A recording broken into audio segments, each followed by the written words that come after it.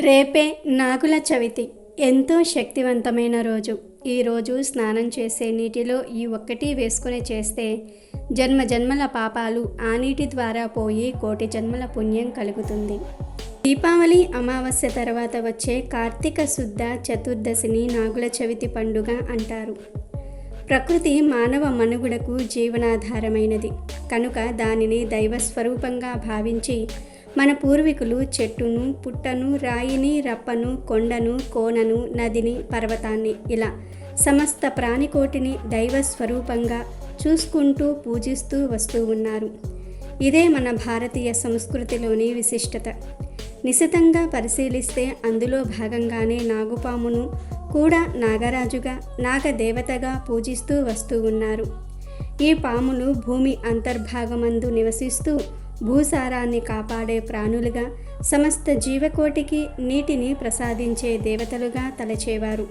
ఇవి పంటలను నాశనం చేసే క్రిమికీటకాదులను తింటూ పరోక్షకంగా రైతుకు పంట నష్టం కలగకుండా చేస్తాయి.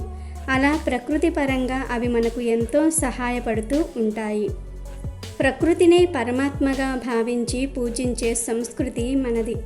అందుకే చెట్టును, పుట్టను, జీవులను పూజించుకుంటూ వేదాల్లో నాగపూజ అంటూ ప్రత్యేకించి లేకున్న నాగదేవత పూజ సహితాల్లో బ్రాహ్మణుల్లో విశేషించి చెప్పేవారు. నాగుల చవితి, నాగుల పంచమి తిథుల్లో నాగదేవత ఆరాధన ఎక్కువగా కనిపిస్తూ ఉంటుంది. దీపావళి తర్వాత వచ్చే శుద్ధ చవితిని నాగుల చవితి అంటాం. వృశ్చిక రాశిలో వచ్చే జ్యేష్ఠ నక్షత్రాన్ని సర్ప నక్షత్రం అంటాం. ఈ నక్షత్రంలో సూర్యుడు ప్రవేశించే తిథే కార్తీక శుద్ధ చవితి, అదే నాగుల చవితి. తెలుగు రాష్ట్రాల్లో ఈ పండుగకు ఎంతో ప్రాధాన్యత ఉంది. ఈ రోజున తెల్లవారుగానే లేచి తలస్నానం చేసి నాగదేవత ఆరాధన చేస్తారు. మరికొందరు పుట్ట వద్దకు వెళ్ళి ఆవు పాలు పుట్టలో పోసి నాగపూజను నిర్వహించి చిమ్మిలి, చలిమిడి, అరటిపండ్లు నైవేద్యంగా పుట్ట వద్ద సమర్పిస్తారు. పుట్ట చుట్టూ ప్రదక్షిణ చేస్తారు. ఈ రోజంతా ఉపవాసం ఉంటారు. పురాణాల ప్రకారం మనకు నాగదేవతలు అనేకం ఉన్న వారిలో 9 మందిని మాత్రమే నాగుల చవితి పూజా సమయంలో పూజిస్తారు. అనంతం, వాసుకి, శేషం, పద్మనాభం, కంబలం, శంఖపాలం, ధృతరాష్ట్రం, తక్షకం, కాళియం అనే 9 మంది నాగదేవతలను పూజించాలి. వారిని ఒక్కసారైనా స్మరించుకోవాలి. నాగుల చవితి రోజున ఈ శ్లోకాన్ని పఠిస్తే ఎలాంటి నాగదోషాలున్నా సమసిపోతాయని పురాణ వచనం. కర్కోటకస్య నాగస్య దయమంత్య నలస్య చ ఋతుపర్ణస్య రాజర్షే కీర్తనం కలినాశనం. ఈ శ్లోకాన్ని పూజా సమయంలో చెప్తూ పుట్ట చుట్టూ ప్రదక్షిణలు చేయాలి. అదేవిధంగా నాగేంద్ర, మేము మా వంశంలో వారము నిన్ను ఆరాధిస్తూ ఉన్నాం. పొరపాటున తోక తొక్కితే తొలగిపో, నడుం తొక్కితే నావాడనుకో, పడగ తొక్కితే పగవాడనుకోకు తండ్రి అంటూ పుట్టకు ప్రదక్షిణ నమస్కారాలు చేస్తూ ఉంటారు. పుట్ట చుట్టూ నూకలు, నువ్వు తీసుకుని మూకలు మాకివ్వు తండ్రి అని నూకను చల్లి పుట్టమన్ను చెవులకు పెట్టుకుంటూ ఉంటారు. ఇలా నాగుల పుట్టకు పూజను నిర్వహిస్తూ ఉంటారు. ఇక ఈ రోజున ప్రధానంగా భూమిని తవ్వటం చేయకూడదు. రైతులు భూమిని దున్నటం వంటి పనులు అస్సలు చేయొద్దు. నాగపూజ అంటే సాక్షాత్తు సుబ్రహ్మణ్య స్వామి ఆరాధననే అని చెప్పవచ్చు. కాబట్టి ఈ రోజున ఎవరైతే సర్పపూజను చేస్తారో వారికి సర్ప సంబంధ దోషాలు అంటే కుజదోషము, కాలసర్ప దోషము, కలత్ర దోషం లాంటివి తొలగిపోతాయని శాస్త్రాలు చెప్తూ ఉన్నాయి. సౌభాగ్యానికి, సంతాన ప్రాప్తికి సర్పపూజ చేయటం చాలా మంచిది. ఈరోజు ఎరుపు రంగు దుస్తులు ధరిస్తే చాలా మంచిది. ఈరోజు స్నానం చేసే ముందు నాగేంద్ర స్వామిని తలుచుకుని స్నానం చేసే నీటిలో కొంచెం పుట్టమన్నును కానీ లేదా కొంచెం పసుపు, గంధం కానీ కలుపుకొని స్నానం చేస్తే జన్మ జన్మల పాపాలు ఆ నీటి ద్వారా పటాపంచలైపోతాయి. కోటి జన్మల పుణ్యం వస్తుంది. ఇలా నాగుల చవితి రోజు ప్రత్యేకంగా స్నానం చేస్తే చర్మం ఆరోగ్యంగా ఉంటుంది. అనేక రోగాలు నివారణ అవుతాయి. దృష్టి దోషం తొలగిపోతుంది, అన్ని రకాల దోషాలు తొలగి ఐశ్వర్యం కలుగుతుంది. కాబట్టి నాగుల చవితి రోజు అందరూ కూడా మర్చిపోకుండా ఇప్పుడు మనం చెప్పుకున్న విధంగా స్నానం చేసి ఎరుపు రంగు వస్త్రాలను ధరించి దోషాలను తొలగించుకొని సకల ఐశ్వర్యాలను సిద్ధింపచేసుకొని సంతోషంగా జీవించండి. ముఖ్యంగా ఇది పిల్లల బాగోగుల కోసం చేసే పండుగ.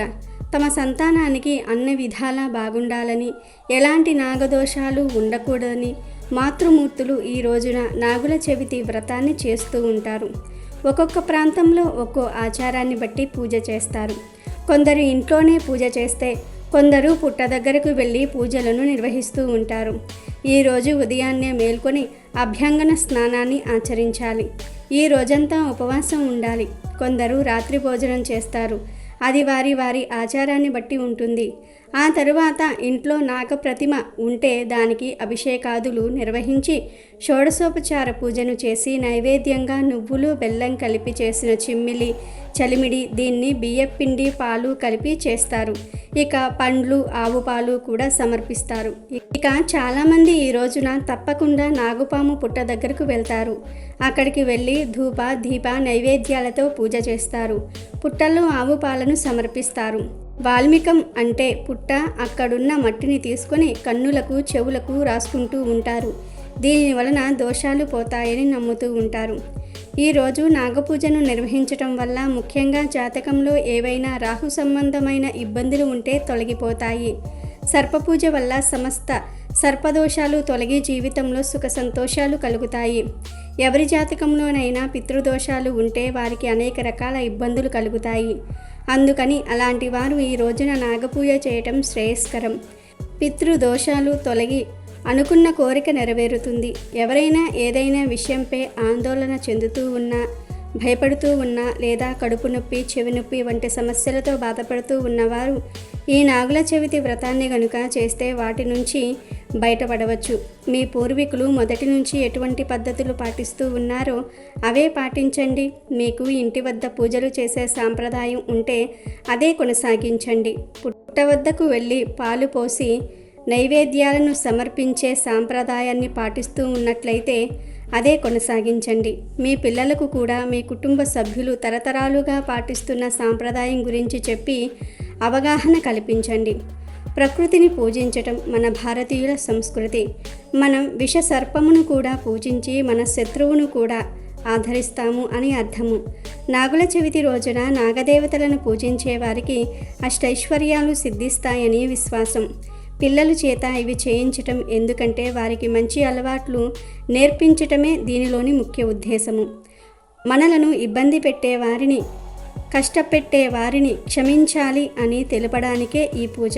నాగుల చవితి రోజు పుట్టలో పాలు పోసిన తర్వాత బియ్యం రవ్వ లేదా పిండిని చుట్టూ జల్లుతూ ఉంటారు. ఎందుకంటే మన చుట్టూ ఉండే చిన్న చిన్న జీవులకు ఆహారంను పెట్టడం అన్నమాట. ఉదాహరణకు చీమలకు ఆహారంగా పెడుతూ ఉన్నాం. పుట్ట నుంచి మట్టి తీసుకొని ఆ మన్నును చెవులకు పెడుతూ ఉన్నాం. ఎందుకంటే చెవికి సంబంధించిన ఇబ్బందులు రాకూడదని. మన పురాణాలలో నాగుల చవితి గురించి ఎన్నో గాథలు ఉన్నాయి. దేశమంతటా పలు దేవాలయాల్లో మెలకులతో ఉన్న నాగేంద్రుని విగ్రహాలు కనిపిస్తూ ఉంటాయి. ఈ నాగుల చవితి నాడు నాగేంద్రుని శివభావంతో అర్చిస్తే సర్వ రోగాలు పోయి సౌభాగ్యవంతులవుతారని భారతీయుల నమ్మకం. Thank you for watching our video. Please do subscribe and like the video.